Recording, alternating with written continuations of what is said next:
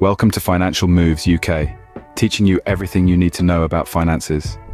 Ever found yourself wondering how to create a practical budget that works? Well, you're certainly not alone. The first step on this journey is understanding the importance of budgeting.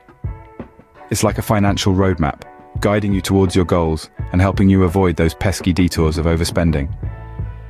Now let's imagine your income as a pie. The 50-30-20 rule slices this pie into three parts. 50% of your income is for your needs, those unavoidable expenses like rent and groceries. 30% is for wants, the fun stuff like dining out or that new pair of shoes. The remaining 20% is for savings or paying off debts. But life isn't always a perfect pie. Sometimes the markets shift, and you might need to save a bit more or less. A good benchmark is to aim for saving at least 15% of your monthly net income. Stay tuned as we dive deeper into the 50-30-20 rule and how it can revolutionize your financial life. So, what exactly is this 50-30-20 rule we've been talking about? Imagine your income as a pie, a delicious, well-earned pie that you've worked hard to bake. Now, instead of gobbling the whole thing down on a whim, you're going to slice it up strategically, ensuring you have a balanced diet of needs, wants, and savings. First, carve out half of your pie. That's 50% of your income. This slice is dedicated to your needs. But hold on, what are needs? Picture the bare bones of your life. Housing, groceries, utilities, and transportation. These are not just the things that keep your life running smoothly, they are the non-negotiables, the must-haves. If you've ever had to fix a leaky roof, you know that some needs can't be ignored. Now on to the next slice. 30% of your pie goes towards your wants. This is the fun part, the slice with the cherry on top. Your wants could be anything from a night out with friends, a new pair of shoes, or that shiny gadget you've been eyeing. While not essential for survival, these are the things that make life enjoyable and are a reward for your hard work. Lastly, the remaining 20% of your pie is set aside for savings or debt repayment. This is your safety net, your rainy day fund. It's the slice you'll be thankful for when unexpected expenses pop up, or when you're ready to make a big purchase like a house or car.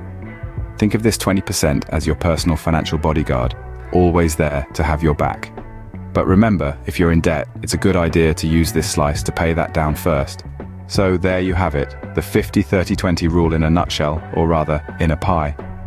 It's a simple guideline to help you manage your money wisely, ensuring you live within your means while still enjoying life and preparing for the future. By following this rule, you'll be well on your way to a healthier financial future. But what if you can't save 20%? Don't worry, we've got you covered. Now, we understand that saving 20% of your income might not be feasible for everyone. But that does't mean the 50 or 30 or 20 rule can't work for you. Like a well-tailored suit, this rule can be adjusted to fit your unique financial circumstances. Let's say you're just starting out in your career, or you live in a city where the cost of living is high.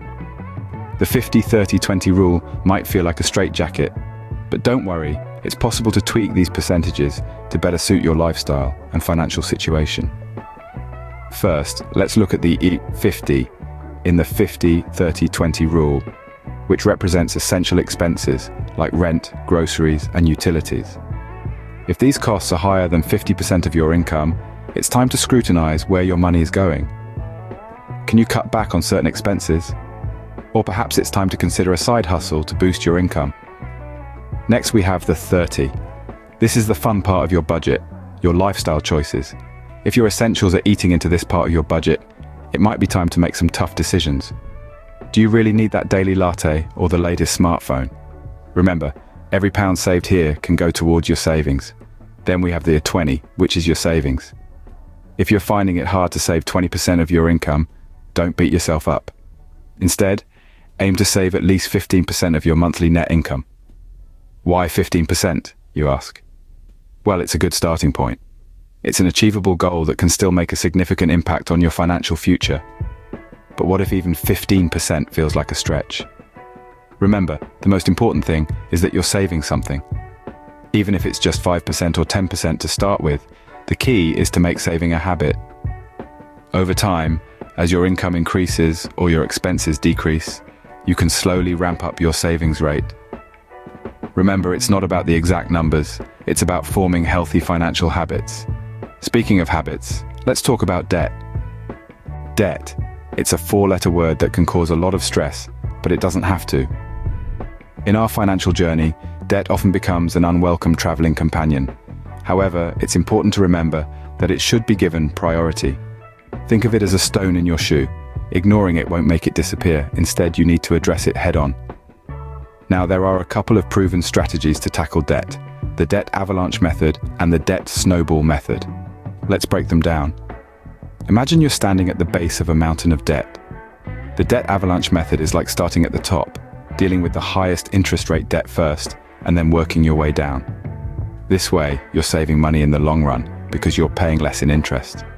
It's a method for those who love to play the long game, chipping away at that mountain with patience and diligence. On the other hand, the debt snowball method is all about momentum. Picture a small snowball rolling downhill, gaining size and speed as it goes. You start by paying off your smallest debt first, irrespective of the interest rate. Each debt paid off gives you a psychological boost, a victory that fuels your motivation to keep going. It's a method suited for those who thrive on quick wins, turning each small triumph into a powerful motivator. Both methods have their merits and can be effective depending on your circumstances and personality. If you're someone who gets a kick out of seeing numbers shrink rapidly, the snowball method might be your cup of tea. However, if you're a strategic thinker who likes to save every penny possible, the avalanche method might resonate with you. Remember, there's no one-size-fits-all when it comes to dealing with debt. It's about finding what works for you and sticking to it. With the right strategy in place, you can conquer your debt and build a stronger financial future. So there you have it. A practical approach to budgeting that can work for anyone. We've journeyed through the landscape of financial planning, starting with the fundamental importance of budgeting. It's like a roadmap for your money, guiding you to make smarter decisions. We then explored the 50-30-20 rule, a simple yet effective way to divide your income. 50% for needs, 30% for wants, and 20% for savings. But like any rule, it's not set in stone. Depending on market conditions, you might need to tweak it a bit, aiming to save at least 15% of your monthly net income. And let's not forget about debt. It's the unwelcome guest at our financial party. Paying it off should be a priority, either with the debt avalanche or the debt snowball method. Both have their merits, but the key is to stick with it. Remember, budgeting isn't about restricting your life. It's about making your money work for you. So why not give it a try? Why not?